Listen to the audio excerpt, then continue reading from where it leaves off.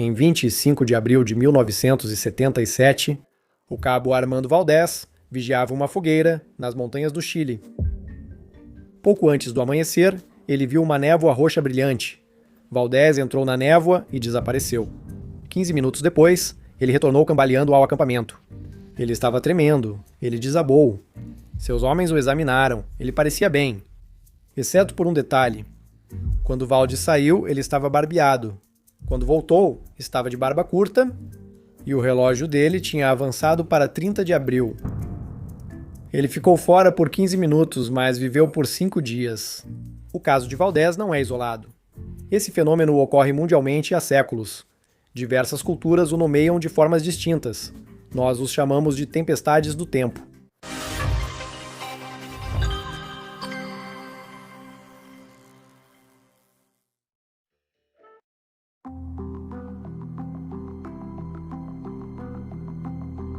O caso Valdez segue um padrão repetido mundialmente há séculos.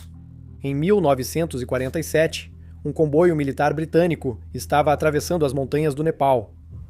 Esse era um território perigoso. Havia bandidos por toda parte. O grupo incluía soldados locais, um coronel britânico e sua esposa, Donna.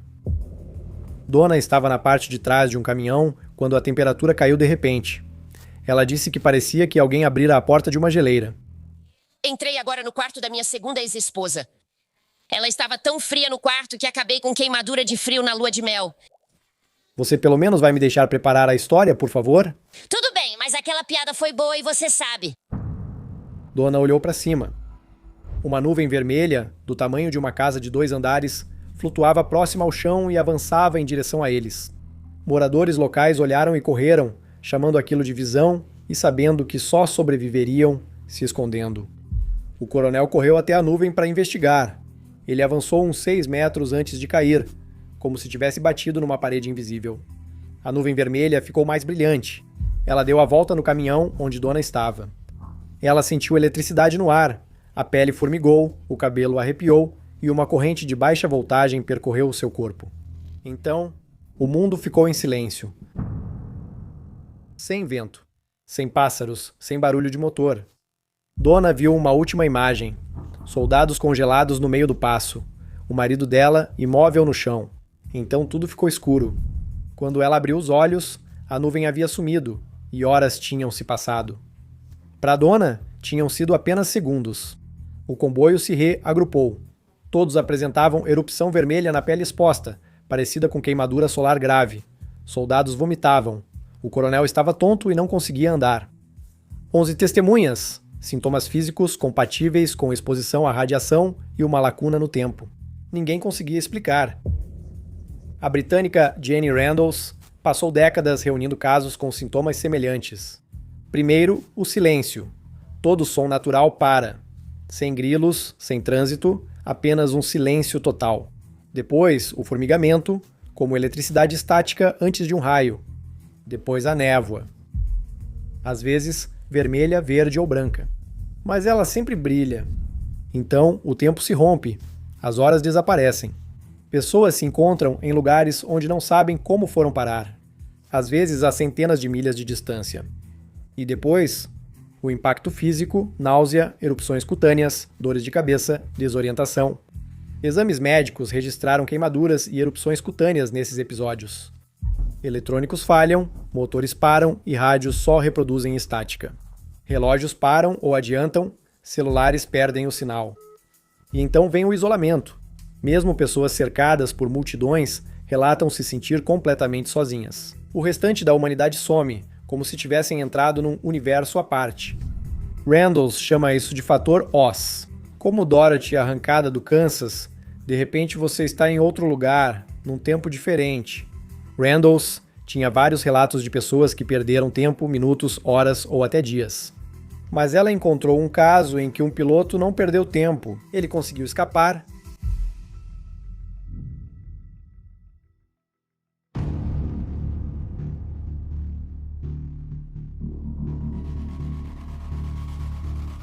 Bruce Jernon era piloto experiente e já voara por essa rota dezenas de vezes. Seu destino era Palm Beach, Flórida. O tempo estava claro e o voo durava 75 minutos. No meio do caminho para a Flórida, Gernon viu uma formação de nuvens à frente, uma nuvem lenticular. Ah, nuvem testicular. Eu não fiz um creme pra isso. Nuvem lenticular, aquela que se assemelha a um disco voador. Ah, isso faz mais sentido. Mas essa nuvem era enorme e ela estava crescendo. Gernon tentou subir, mas a nuvem o acompanhou. Ao desviar, ela se expandiu para bloquear seu caminho. A nuvem envolveu o avião, formando um túnel giratório de névoa cinza com flashes brilhantes de luz. Sua bússola começou a girar, seus instrumentos de navegação falharam, o horizonte artificial começou a girar. Gernon olhou para frente. Um pequeno pedaço de céu azul no final do túnel, a sua única saída. Ele empurrou o acelerador para frente. O túnel começou a se fechar. O vão de 10 milhas diminuiu para 1 milha. Depois para meia milha. Depois ficou cada vez menor. As asas tocaram a borda da nuvem. Ele atravessou a abertura bem quando ela se fechou atrás dele. Ele esperava ver o oceano, mas não viu. Apenas uma névoa cinzenta. Sem horizonte, sem mar, sem céu. Apenas cinza em todas as direções. Seus instrumentos não funcionavam. Ele pegou o rádio e chamou o controle de tráfego aéreo de Miami. Eles não conseguiam encontrá-lo no radar. Nenhuma aeronave apareceu em lugar algum entre Miami, Bimini e Andros. Ele era um fantasma. Então o rádio chiou. Miami o captou. O controlador disse: "Tenho um alvo diretamente sobre Miami Beach." Mas isso era impossível. Miami Beach estava a 400 quilômetros de onde ele entrou na nuvem. A velocidade máxima de um Beechcraft Bonanza é de 320 km por hora. Esse voo leva no mínimo 75 minutos. Gernon olhou para o relógio. Ele estava no ar há 34 minutos. Então a névoa se dissipou e Miami Beach estava bem abaixo dele. Ele pousou em Palm Beach em seguida. Tempo total de voo, 37 minutos. Ele poupou quase meia hora. Gernon dedicou o resto da vida a pesquisar o que aconteceu naquele dia. Escreveu 2 livros e registrou mais de 75 encontros parecidos na mesma região. Chamamos essa área de Triângulo das Bermudas. Iátese, o Triângulo das Bermudas, também conhecido como a garagem subaquática dos homens lagarto. Pilotos e marinheiros relatam há décadas a mesma névoa luminosa e falhas nos instrumentos. Alguns viajaram distâncias impossíveis em tempos impossíveis. Alguns entraram na tempestade e não saíram mais. Bruce Gernon entrou na tempestade e se moveu mais rápido do que a física permite. O próximo a depor foi um comandante da Força Aérea Real, que também sobreviveu à tempestade. Mas enquanto estava nela, não só se moveu rápido, ele viu o futuro.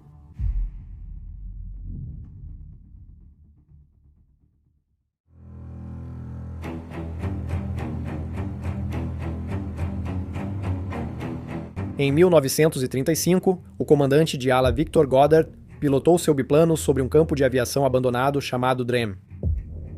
Ele conhecia o lugar. O hangar está caindo aos pedaços, asfalto rachado, mato alto e vacas na pista de pouso.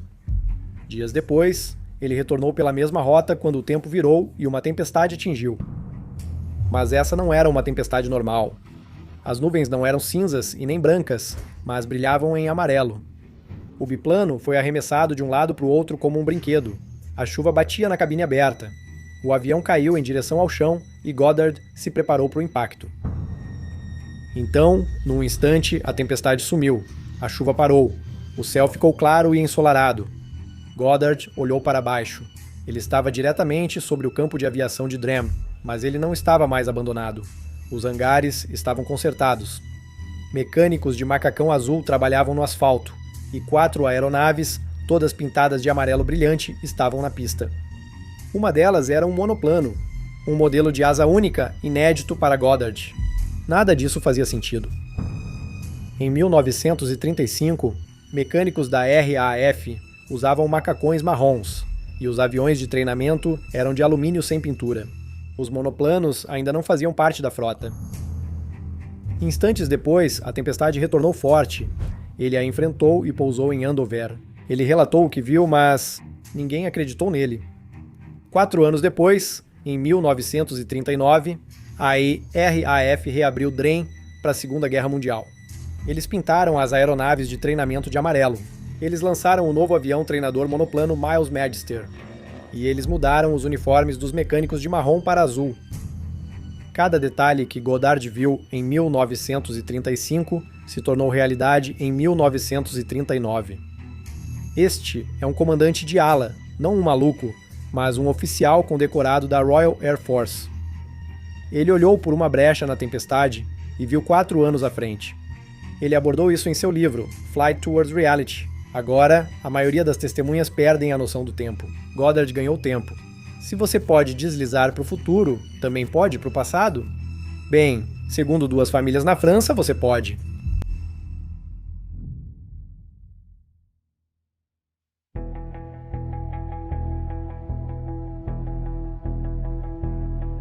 Outubro de 1979. As famílias Simpson e Disby viajavam de carro pela França rumo às férias na Espanha. Eles estavam procurando um lugar para dormir perto de Montelamar. Dirigindo por uma estrada rural, o fator Oz se manifestou. O motor do carro enfraqueceu, o trânsito desapareceu, eles seguiram em silêncio até avistarem um hotel antigo. Eles entraram. A estrada era de paralelepípedos não asfaltada. Lá não havia telefones ou elevadores. As janelas tinham venezianas de madeira, mas sem vidro. Os funcionários vestiam uniformes que lembravam filmes antigos. Um policial passou usando uma capa grossa e chapéu da Primeira Guerra Mundial. Jantaram, tiraram fotos na sala de jantar e passaram a noite lá. Na manhã seguinte, a conta para 4 adultos e crianças, com jantar e café da manhã, foi de 19 francos, menos do que uma xícara de café em 1079. Simpson pediu ao policial informações para chegar à rodovia. O policial ficou confuso. Ele nunca tinha ouvido falar de uma rodovia. Eles partiram para a estrada principal e os sons do mundo voltaram. 2 semanas depois, voltando para casa, pararam no hotel de novo. Barato e com boa comida. Por que não? Eles foram pela mesma estrada e acharam a mesma saída. Mas o hotel não estava lá. Sem estrada de paralelepípedos, nem prédio antigo, só um bosque de árvores. E quando eles revelaram o filme, as fotos das famílias na sala de jantar não existiam. Os negativos estavam em branco. Ao dirigirem por aquela estrada, voltaram 70 anos no tempo. Mas Randalls achou algo pior do que o filme em branco. Essas tempestades deixam cicatrizes físicas. Em 1977, o adolescente Mark Henshaw andava de moto perto de Barnard Castle, Inglaterra. De repente, um brilho roxo o envolveu. O motor parou, mas ele seguiu andando. Ele foi arrastado morro acima por cerca de 90 metros, contra a gravidade. Quando o brilho sumiu, a jaqueta de couro de Henshaw soltava fumaça. Ele usava um hobby irado, igual ao do Ref. Ele também tinha um chapéu de capitão e um harém de galinhas brigando pela herança dele? Não era um hobby irado, mas uma jaqueta de couro que estava encharcada 1 minuto antes e a água evaporou instantaneamente com o calor intenso. O metal da moto dele estava tão quente que causou queimaduras de 3º grau. Em 1992, na Hungria, uma motorista viu uma luz branca vindo em direção ao para-brisa. O motor e as luzes do carro apagaram. Ela acordou horas depois num campo coberto de neve. Não havia marcas de pneus nem estrada próxima ao carro. Médicos encontraram marcas de queimadura compatíveis com descarga elétrica no corpo dela. No carro, a maçaneta estava fundida à lataria pelo calor. E tem o caso de Steve, no Kansas. Steve estava numa viagem de carro com amigos em 1979. Eles pararam num canteiro de obras para que Steve pudesse usar um banheiro químico. Quando ele entrou, os sons dos seus amigos desapareceram. Tudo ficou em silêncio. Ele sentiu uma onda de tontura. Ele destrancou a porta, saiu e caiu de rosto na terra. O canteiro de obras havia sumido. O banheiro químico havia sumido. Seus amigos haviam sumido. Ele estava num campo vazio. Caminhou até a estrada mais próxima, acenou por um carro e descobriu que estava a 960 quilômetros de onde havia começado. Ele se teleportou por 960 quilômetros. Em um banheiro químico. Não, é tipo uma Turdes. Era um banheiro químico. Ah, então uma Turdes, entendeu? Entendeu? Randalls percebeu que, se você der um passo atrás e olhar para o quadro geral, essas histórias soam familiar. OVNIs, abduções alienígenas, fantasmas, tempo perdido.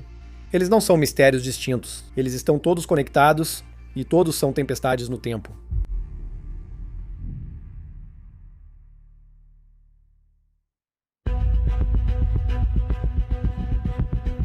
Jenny Randles analisou 300 casos e depois examinou toda a história da pesquisa paranormal. Avistamentos de OVNIs, abduções alienígenas, encontros com fantasmas, experiências de quase morte, tempo perdido, atividade poltergeist. Ela apresentou um argumento que ninguém havia considerado. Eram todos a mesma coisa. O caso de abdução alienígena de Betty e Barney Hill pode ser o mais famoso da história. Em 1961, enquanto dirigiam pelas Montanhas Brancas de New Hampshire, viram uma luz estranha e se sentiram desorientados. Eles chegaram em casa 2 horas atrasados, sem lembrar do que aconteceu. Remova a narrativa de OVNI e foque só nos fatos. O casal dirigia à noite e viu uma luz. Desorientação, tempo perdido, amnésia. Os instrumentos do carro deles apresentaram mau funcionamento. Mais tarde, eles lembraram da experiência como um episódio vívido, parecido com um sonho. Isso é uma tempestade temporal. E quanto aos alienígenas, as entidades vistas pelas pessoas? Bem, Randles encontrou uma pista. Quem entrou nessas tempestades costuma relatar uma sensação específica antes da mudança temporal. Uma pressão. Testemunhas descrevem uma pressão forte vinda de cima, não como o vento, como um peso os pressionando. E a pressão parece estar viva. Uma testemunha relatou uma forte sensação de ser observada, como por um invasor, uma consciência pressionando contra ela. Então, a tempestade não é só clima, ou pelo menos nosso cérebro não interpreta assim. O neurocientista canadense Michael Persinger criou o capacete de Deus para testar essa ideia. Ele aplicou campos eletromagnéticos fracos no lobo temporal. Os voluntários relataram exatamente o que as testemunhas da tempestade temporal descreveram. A sensação de uma presença, distorção do tempo, sensação de flutuar, experiências fora do corpo, alucinações vívidas de seres. Sim, sinto que isso foi depois que o Blue comeu todas as balinhas. Ao entrar num campo eletromagnético forte, como uma tempestade temporal, seu cérebro pode interpretar essa energia como uma pessoa, ou como um fantasma ou um alienígena. Jacques Vallée chegou à mesma conclusão por outro caminho. Ele argumentou que os encontros com OVNIs não eram extraterrestres. Eles eram sinais de algum outro fenômeno, algo que interagia com a consciência humana e operava por regras que não entendíamos. 3 pesquisadores, 3 países, métodos completamente diferentes, mas a mesma conclusão. O fenômeno é real, a interpretação popular está errada. Se campos eletromagnéticos pudessem gerar essas experiências em laboratório, eventos eletromagnéticos naturais, as tempestades temporais, poderiam produzi-las na natureza. O tempo não é tão estável quanto pensamos, e agora temos a ciência para provar isso.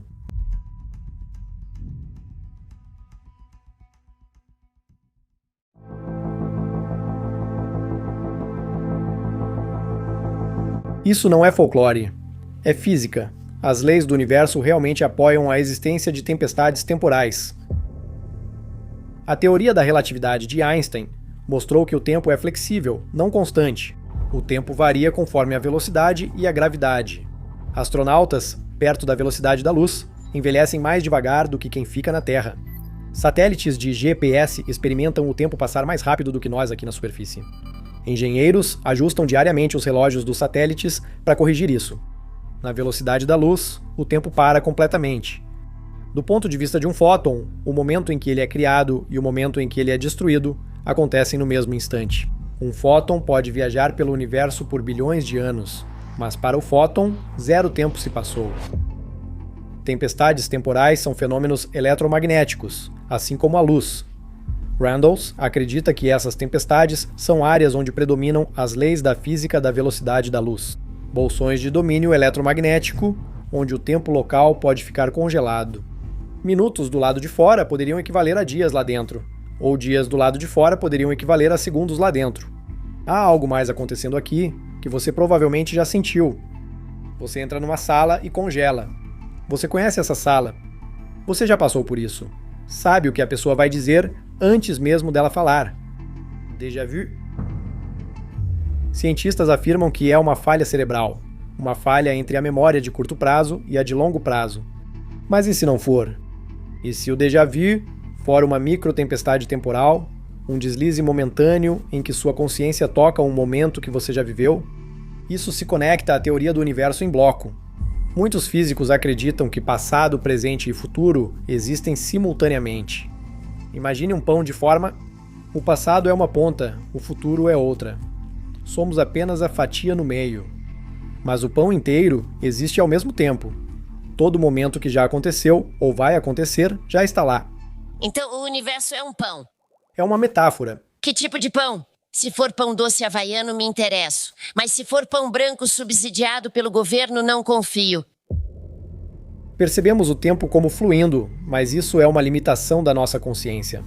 Nossa mente se move pelo universo em bloco, como um cursor percorrendo um documento.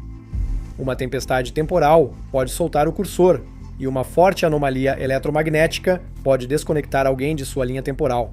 Eles podem avançar, voltar no tempo e experimentar horas enquanto o mundo experimenta segundos. Há também a interpretação dos muitos mundos. O escritor de ficção científica Philip K. Dick era obcecado por isso e acreditava que o tempo não existia. Ele achava que o tempo é, na verdade, nosso movimento por diferentes realidades, algo que ele chamava de tempo ortogonal. Ele acreditava em linhas do tempo paralelas à nossa, infinitas versões da Terra e de você. Às vezes, essas linhas do tempo se misturam. Se a interpretação de muitos mundos estiver correta, uma tempestade temporal não é a falha de um relógio. É uma colisão entre universos. Quando Goddard viu o campo de aviação do futuro, não estava olhando para frente no tempo, mas para o lado, para dentro de um mundo paralelo onde a guerra já havia começado. Quando a família na França achou o hotel, não estavam no passado, mas numa realidade onde o hotel nunca fechou. A estrutura para viajar entre mundos existe. Não são só tempestades, mas portais. Algumas pessoas aprenderam a atravessá-los acidentalmente.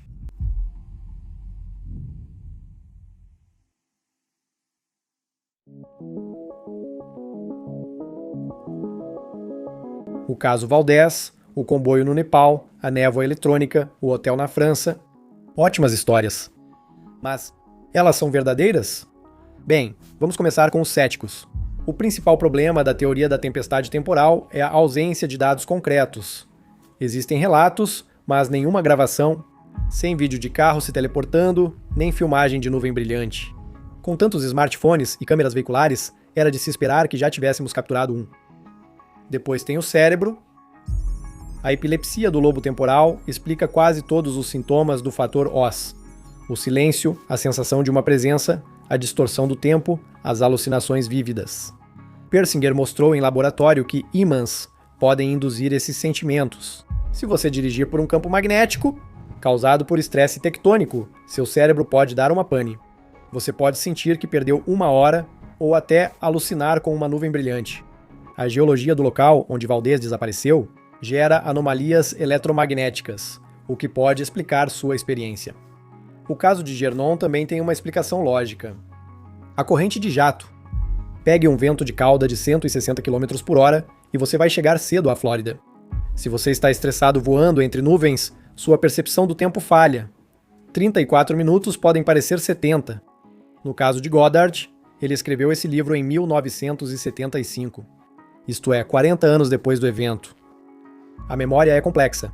Ele presenciou uma tempestade em 1935. Ele viu as reformas do aeródromo em 1939. Em 40 anos, o cérebro dele pode ter unido essas memórias numa história só. Então, caso encerrado, é tudo coisa da nossa imaginação? Bem, não tão rápido. Alucinações não deixam vestígios físicos. No caso do Nepal, 11 pessoas viram a mesma nuvem e tiveram as mesmas queimaduras por radiação. Alucinações coletivas não causam queimaduras de sol. No caso da Hungria, a porta do carro de uma mulher ficou fundida e presa. Esses casos estão documentados. A jaqueta de couro de Mark Henschel soltava fumaça. Uma falha no cérebro não derrete metal ou couro. E então tem o Valdez. Valde saiu sem barba e voltou 15 minutos depois com barba curta. Você pode alucinar uma luz roxa e até um salto no tempo. Mas não dá para crescer barba de 5 dias em 15 minutos. Isso, diga isso pras pernas da minha ex-esposa. De todo modo, essa é uma evidência biológica documentada pelos próprios homens dele. E se Philip K. Dick estava certo sobre o tempo ortogonal, então alucinação é a palavra errada. Ele passou a vida tentando nos alertar que nosso mundo não era sólido, que outros mundos e linhas do tempo pressionam contra nós. A falha não está nos cérebros. A falha está na barreira entre os mundos. Sinto que existe muito mais na realidade, e acho que você também percebe isso. PKD acreditava que o que chamamos de realidade é apenas uma ilusão coletiva que nos impede de ver o caos subjacente. Mas de vez em quando a ilusão se quebra, o sinal cai e a tempestade chega. E por apenas alguns segundos, você pode ver a verdade.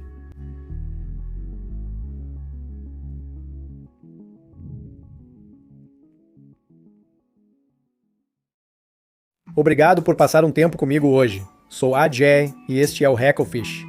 Por favor, me desculpe. Estou prestes a ter uma emergência, então preciso ir procurar um Turdes. Este foi o The Why Files. Se gostou ou aprendeu, curta, inscreva-se, comente e compartilhe. Reconheço que sempre peço isso, mas realmente ajuda o canal. O tema de hoje, como muitos outros, foi sugerido por vocês. Se quiser sugerir uma história, acesse thewhyfiles.com/tips, envie um e-mail ou entre no Discord, ou na área exclusiva para membros ou no Patreon. Há várias formas de contato e buscamos novos temas. Lembre-se, The Why Files também é podcast.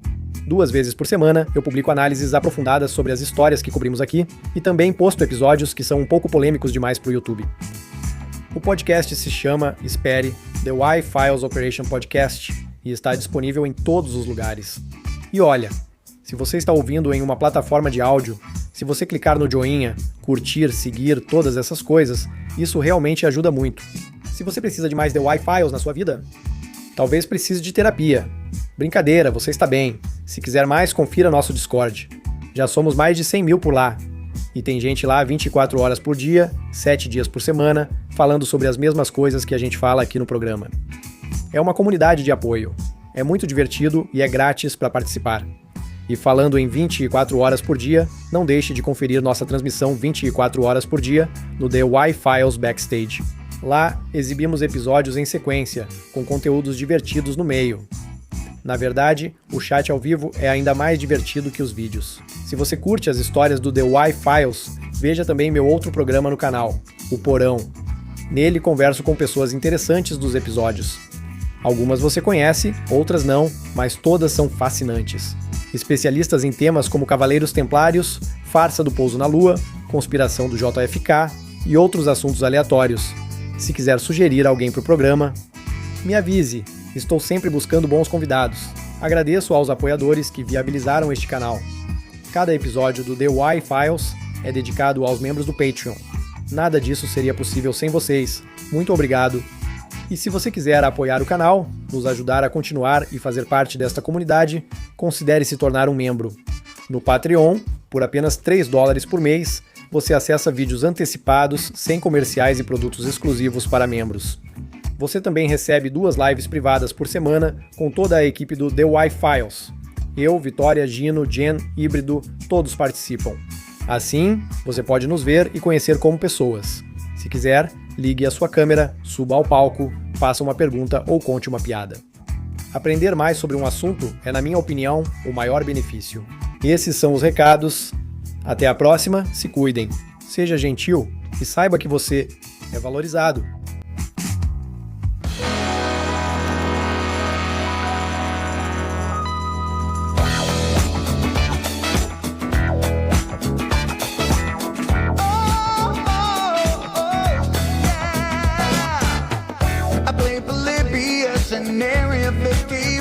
A secret code inside the Bible said I would.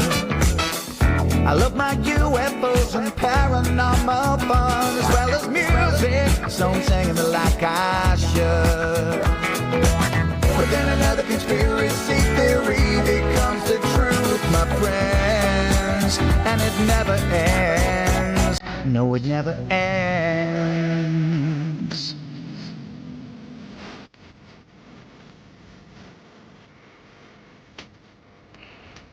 I feel the clock and I got stuck inside Mel's home with MK Ultra. I'll be an only two away.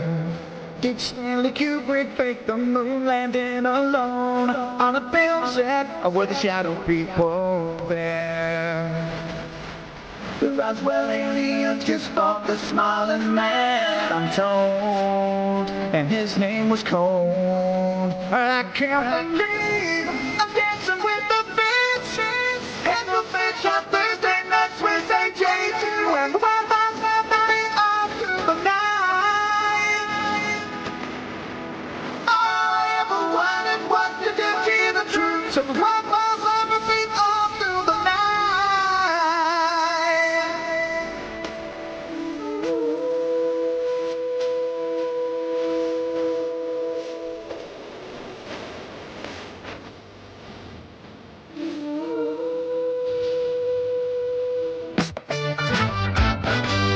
The Mothman sightings and the solar storm still come to a the secret city underground. Mysterious number stations, planets circle to Project Stargate, and what the Dark Watchers found. In a simulation, don't you worry though. The Black Knight satellite told me so. I can't believe I'm dancing with the fishes. And the fish on Thursday nights when they chase you. And when I'm suddenly on to the night. All I ever wanted was to just hear the truth. So one more summer feet on through the night. And the fish on Thursday nights when they chase you. And when I'm suddenly on to the night. All I ever wanted was to just hear the truth. So one more summer feet on through the